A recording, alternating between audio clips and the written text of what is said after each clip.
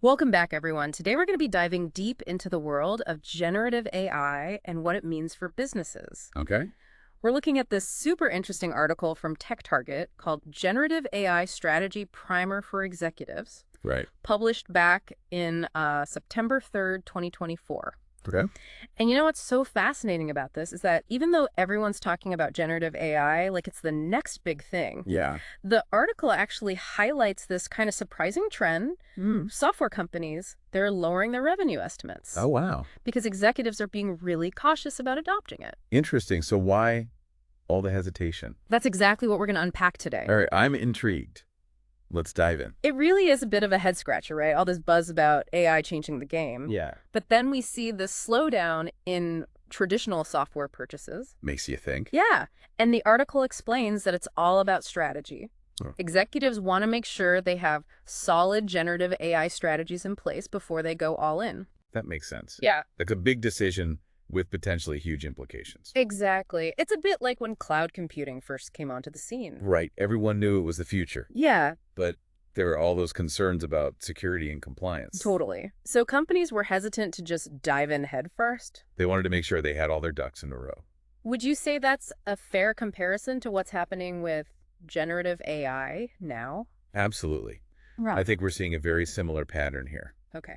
Executives are being cautious for good reason. Right. They want to avoid any potential pitfalls. Exactly. But here's where it gets really interesting. Okay. Tell me more. The article actually suggests that generative AI is going to be adopted much faster than cloud computing ever was. Really? That's surprising. Right. And there's a key difference here. Unlike cloud computing, which often required companies to completely overhaul their existing systems. Yeah, rip and replace everything. Exactly. Generative AI can be integrated much more seamlessly. So no massive IT headaches this time around. Not necessarily. It's more of an evolution than a revolution. Okay, I like that. The article breaks down the adoption cycle into 3 phases: Okay. build, growth, and scale. Got it. Right now, we're in the build phase, Yeah. which is predicted to last 1 to 2 years. So the foundation is being laid as we speak, Exactly. Companies are investing in AI hardware infrastructure. gearing up for all the exciting applications to come. Precisely. It makes me think that companies that are already successfully using AI, like, the big players like Adobe, Workday, and Microsoft, Yeah. they're probably going to be leading the charge in this next phase, the growth phase, right? You're absolutely right. They've got a head start in figuring out how to leverage AI effectively. Yeah, they've had some time to experiment and learn. Exactly. And this growth phase is predicted to last about 3 to 5 years. Okay. So we'll likely see much wider adoption during that time. As companies start to see those initial investments paying off. Exactly. And then finally, we reach the scale phase, which the article says is about 5 to 10 years down the line. That's the prediction. By then, I imagine generative AI will be pretty much mainstream, deeply integrated into most business operations. It's certainly heading in that direction. It's pretty exciting to think about all the possibilities. It is. But let's not get ahead of ourselves. Right. The article also highlights some major concerns that are keeping executives up at night. Like what? Give me the dirt. Well, one of the biggest, and I think this is on everyone's mind, is ROI. Return on investment. Exactly.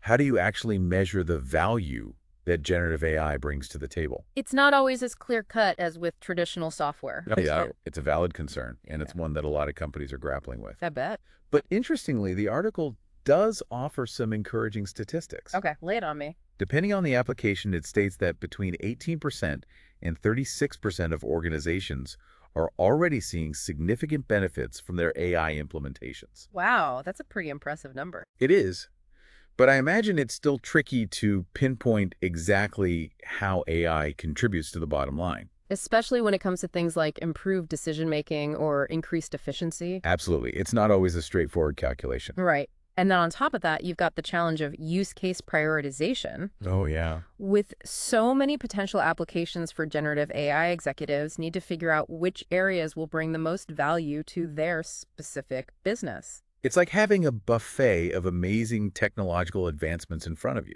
But you can't try everything at once. Exactly. You have to be strategic about which dishes, or in this case, which AI applications will satisfy your specific hunger. I love that analogy. And of course, then comes the age-old question, choosing the right vendor. Ah, yes, the vendor dilemma. Do you go with the big established players, or do you explore smaller, more specialized firms?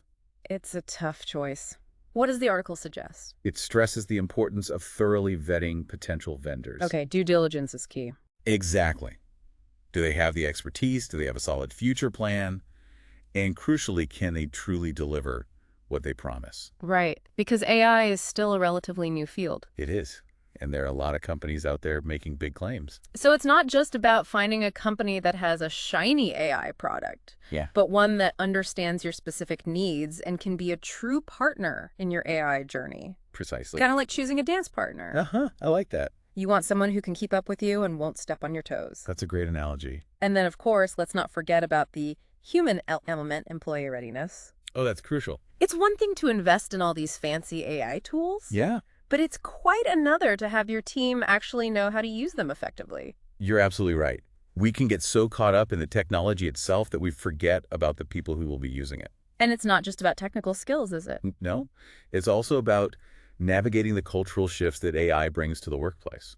Totally. It's a whole new way of working. It is. And companies need to be prepared to support their employees through this transition. Absolutely. They need to address concerns about job displacement, provide training opportunities. And foster a culture of collaboration between humans and AI. Exactly. It's all connected. Okay, so we've talked about the cautious stance, the adoption cycle, and the executive headaches. Yeah, we've covered a lot of ground. But let's flip the script and talk about where generative AI can truly shine. Okay, let's get to the good stuff. Because it's not all doom and gloom, right? Absolutely not. The possibilities are vast. The article highlights a wide range of applications across various industries and functions. It does. It's like opening a treasure chest of potential, just waiting to be unlocked. Tell me more about these applications. What are some of the areas where generative AI can really make a difference? Well, for instance, think about revolutionizing search.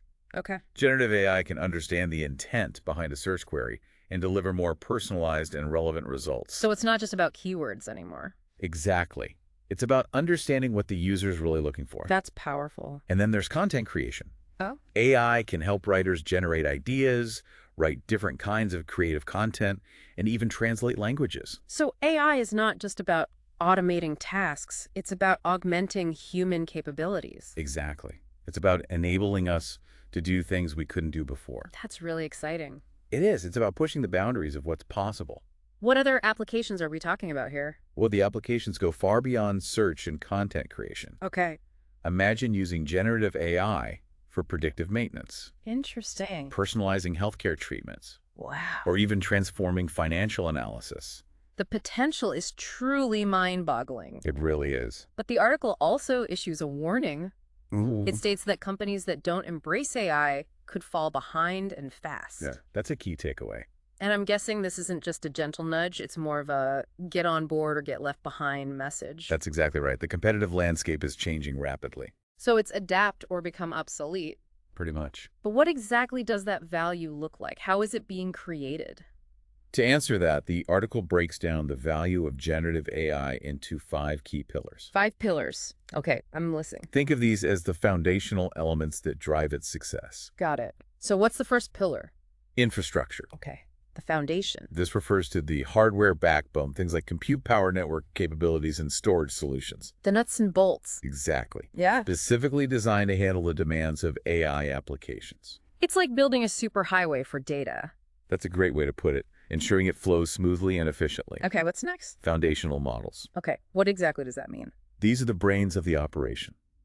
The AI models, such as large language models that process data and generate various outputs. So these are the algorithms, the brains behind the AI. Precisely. They're trained on massive amounts of data, allowing them to understand patterns, generate text, create images, and even compose music. It's pretty amazing to think about how much these models can do. It really is. And it's only going to get more impressive as the technology continues to evolve. What comes after foundational models? Data. Of course, can't have AI without data. Exactly. It's the fuel that powers the AI engine. The more data, the better, right? Well, it's not just about quantity, it's about quality too. Okay, so it's more nuanced than that. It is. Yeah. The richer and more diverse the data, the better the results. So garbage in, garbage out. Pretty much. Yeah. If you train an AI model on a limited data set, it will have a limited understanding of the world. But if you feed it a vast and diverse data set, then it will be able to learn and generalize much more effectively. it's all about quality over quantity then. Exactly. High-quality data is essential for training accurate and effective AI models. Absolutely. Okay, what's the next pillar? Management. Okay, so this is about keeping everything running smoothly. Exactly. This refers to the tools and processes that keep everything running smoothly. Things like orchestration, automation, and monitoring of AI workflows. It's like conducting an orchestra. I like that. You need someone to make sure all the instruments are playing in harmony. And finally, we have distribution. Right. What does that involve? This encompasses how generative AI solutions are delivered to customers and integrated into businesses. So it's about creating different business models and go-to-market strategies. Exactly. Making it easy for companies to adopt and benefit from generative AI. So as generative AI reshapes the technological landscape, it's also impacting how software is bought and sold. Absolutely. The traditional licensing models are evolving. Can you tell me more about how these models are changing? Well, we're seeing a shift from the old per-seat or per-license model towards recurring revenue models like SaaS, software as a service. Okay, so instead of paying a big upfront fee. Exactly. Companies are opting for subscription-based models, paying for what they use. It makes sense. It gives companies more flexibility and control over their AI spending. Precisely. They only pay for what they actually use. And generative AI is accelerating this trend. It is pay as you grow, and outcome-based models are becoming increasingly popular. I can see why. It allows companies to scale their AI usage as needed and only pay for the value they receive. Exactly. And investors are taking note of this trend too.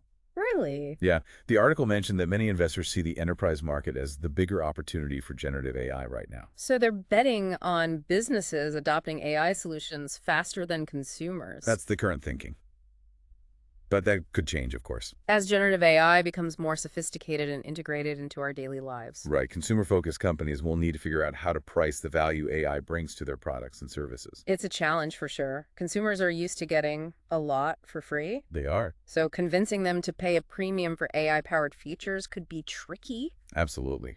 It will all come down to demonstrating tangible benefits and seamless integration. Consumers need to see how AI enhances their experience and makes their lives easier or more enjoyable. Okay, so we've covered a lot of ground here, from the cautious approach of executives to the exciting potential of generative AI across various industries. We have. But there's one big question that looms over all of this. To build or to buy? The age-old dilemma. What does the article say about this? Well, that's the question facing executives right now. Yeah. Do they invest in developing their own AI models from scratch or buy pre-built solutions from established players? It's a tough choice. It is. Oh. And the article emphasizes that there's no easy answer. Makes sense. It depends on a number of factors. Like what? Break it down for me. Well, first, there's the cost factor. Okay. Building your own AI models can be incredibly expensive. Yeah, I can imagine. You need specialized expertise, significant infrastructure investments, and access to vast amounts of data. Exactly. So it's not a decision to be taken lightly. What about the expertise needed to build these models? That's another key factor. Yeah. Do you have the in-house talent to build and maintain sophisticated AI models? Because if not, acquiring that talent can be costly and time-consuming. Exactly. And then there's the question of data. Right. Companies with unique and valuable data might be better off developing their own models to fully leverage their competitive advantage. That's a good point. Protecting your data and ensuring it's being used responsibly is crucial. Absolutely. The article highlights the need for companies to carefully consider the value of their data and how it's being used and priced by vendors. So it's a balancing act. It is. You want to make the most of your data while also protecting it. Exactly. Choosing the right path to build or to buy is a strategic decision with far-reaching implications. No doubt about it. And it's a decision that executives are grappling with right now as they navigate the exciting but complex world of generative AI. It's a fascinating time to be in the tech industry. It really is. And the decisions made today will shape the landscape for years to come. Absolutely. It's a pivotal moment. It is. One thing that really jumps out at me from this article is how generative AI is like redefining what software even is. That's interesting. How so? Well, it's not just about lines of code anymore. It's Yeah. about creating these intelligent systems that can learn and adapt and just generate value in ways we never even thought possible before. It's like software has gone from being like a static tool to like a dynamic partner almost, Yeah, exactly. capable of collaborating with us and pushing the boundaries of what's possible. Absolutely. And this evolution, it's forcing us to rethink traditional business models, Right. explore new ways of delivering value. Yeah, the article touched upon how generative AI is accelerating this shift towards those recurring revenue models, things like Hmm. pay as you go and outcome-based model. Right, and that's a natural progression, I think. As AI becomes more integrated into, day-to-day business operations, Mm-hmm. companies are going to want the flexibility to scale their usage up and down Makes sense. and only pay for what they're actually using. It's like the difference between owning a car and using a ride-sharing service. Because- You only pay for the rides you take, and you don't have to worry about all the other costs that come with owning a car. Perfect analogy. And this shift towards outcome-based models, it's particularly interesting. Okay, how so? Well, it means that software vendors, they really need to demonstrate the value their AI solutions bring to the table. So no more hiding behind complex pricing structures or making vague promises? Exactly. It's all about delivering measurable results. Results that are tied to the customer's business goals. Precisely. This puts the focus on creating AI solutions that truly solve real-world problems. And generate a clear return on investment. Absolutely. It also seems to suggest that the whole relationship between software vendors and their customers is changing. Yeah, I think so. It's becoming more collaborative. More of a partnership? Yeah, both sides working together to achieve those shared objectives. It's a win-win situation. In a way. Customers get access to powerful AI capabilities without having to build everything themselves from scratch. And vendors can build long-term relationships based on delivering real value. So generative AI isn't just transforming how software is created and used, but also how it's bought and sold. It's a whole new ballgame. Definitely. Yeah. And like with any big technological shift, there are going to be challenges and opportunities. For sure. Companies that can adapt quickly and embrace these changes will be the ones that thrive in the age of AI. I think that's a safe bet. Now, while this article we've been talking about focuses mainly on the business side of things, Right. it's got me thinking about the bigger picture, the broader societal impact of generative AI. Right. I know that's not really the main focus of the article, but it just feels like a conversation we can't ignore. It's a big one, for sure. A lot of debate and speculation around that. Yeah, some people see generative AI as this force for good, capable of helping us solve some of humanity's biggest challenges. Right. Climate change, poverty, disease. Exactly. But then others are worried about the potential downsides, Yeah. Job displacement, inequality. even existential risks. All valid concerns. It's like we're at a crossroads. Yeah. With multiple paths stretching out before us. And the choices we make today will determine which path we end up taking. Exactly. It's crucial that we approach this technology with a sense of both, enthusiasm and caution. I agree. We need to harness its power for good while also being mindful of the potential risks. Finding that balance is key. One of the biggest concerns I hear about is the impact on the job market. Right. As AI systems become more and more capable, are they going to automate away millions of jobs, It's a valid concern and a question that a lot of people are asking. leading to widespread unemployment and social unrest? It's a possibility we need to consider. History has shown that new technologies often lead to job displacement. No, that's true. But it's also important to remember that new technologies create new opportunities as well. Absolutely. So while certain jobs might disappear, others will emerge in fields related to AI development, implementation, and maintenance. Right. And I think the key here is to adapt our education and training systems. Yeah. To prepare the workforce for these emerging roles. We need to make sure people have the skills they need to succeed in an AI-powered world. Exactly. It's not just about technical skills either. Right. It's also about those uniquely human skills. Critical thinking, problem-solving, creativity. Those are going to be even more valuable in the future. I agree. Another concern I often hear is the potential for AI to make existing inequalities even worse. Yeah, the digital divide. What if access to AI technology is concentrated in the hands of just a few powerful corporations or individuals? Right. Could it create a digital divide that just exacerbates social and economic disparities? It's definitely a risk we need to be mindful of. We need to ensure equitable access to AI education training and resources. Absolutely. We need to create a level playing field so that everyone can benefit from the advancements in AI, regardless of their background or socioeconomic status. I couldn't agree more. And of course, we need to establish ethical guidelines and regulations to prevent AI from being used for discriminatory or harmful purposes. Yeah. Absolutely, AI should be a tool for empowering humanity. Not dividing or controlling it. Well said.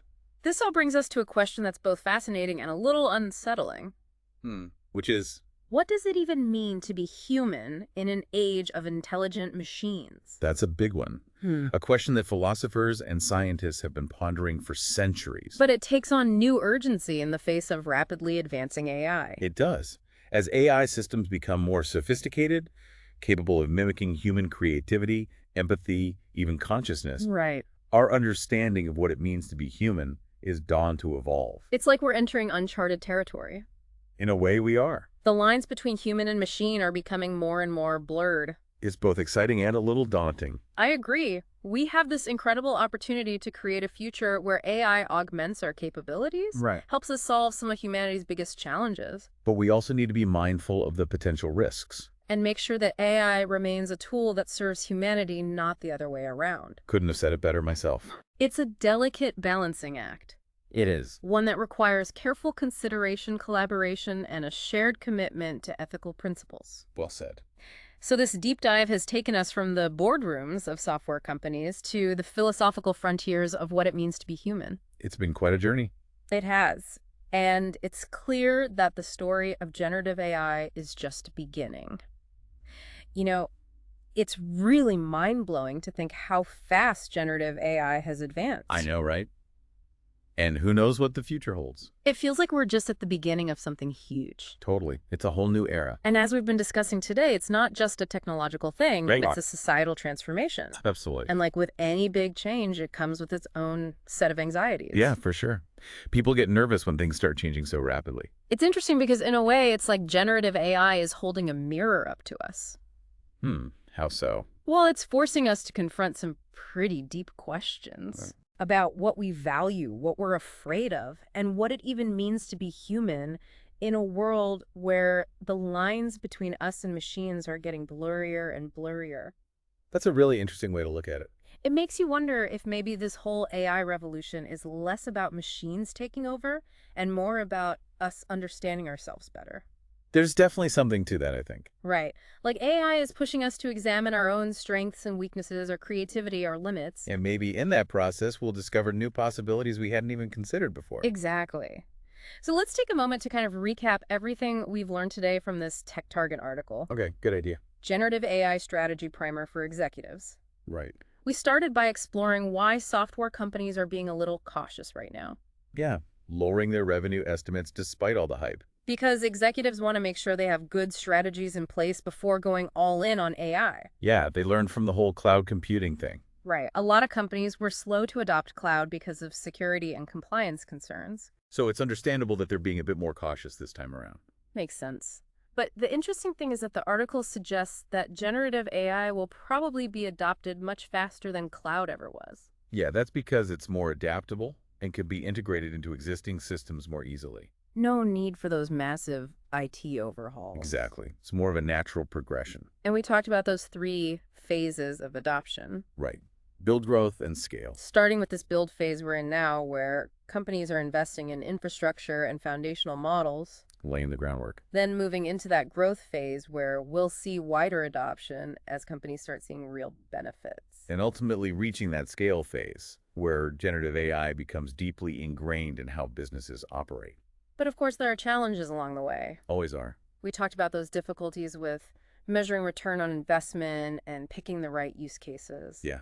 And how to evaluate vendors and make sure your employees are ready for this new AI-powered world. It's a lot to consider. It is. But the potential benefits are just huge. The article highlighted all those amazing applications. Transforming everything from search and content creation to healthcare and finance. It's clear that generative AI has the power to really change how we work and how we live. No doubt about it. And as we discussed, it's also forcing us to think about some pretty big questions. About the future of work, the potential for inequality, and what it even means to be human in this new age. This deep dive has given us a lot to think about. It really has. And I think the key takeaway is that generative AI, it's not just a technology. Right. It's a force that's going to shape our world in ways we can't even imagine yet. So as we wrap up today's episode, we want to leave you with one final thought-provoking question. Okay, hit me. If you were leading a company right now and had to decide whether to build your own AI solution or buy one, Yeah. what would you think about? What opportunities would you see? What risks would you worry about?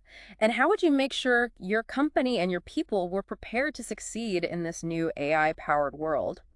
It's a big question. It is. But it's one worth thinking about, and we encourage you to keep exploring this amazing world of generative AI. We hope you found this deep dive informative and thought-provoking. And we'll see you next time for another deep dive into the world of emerging technologies.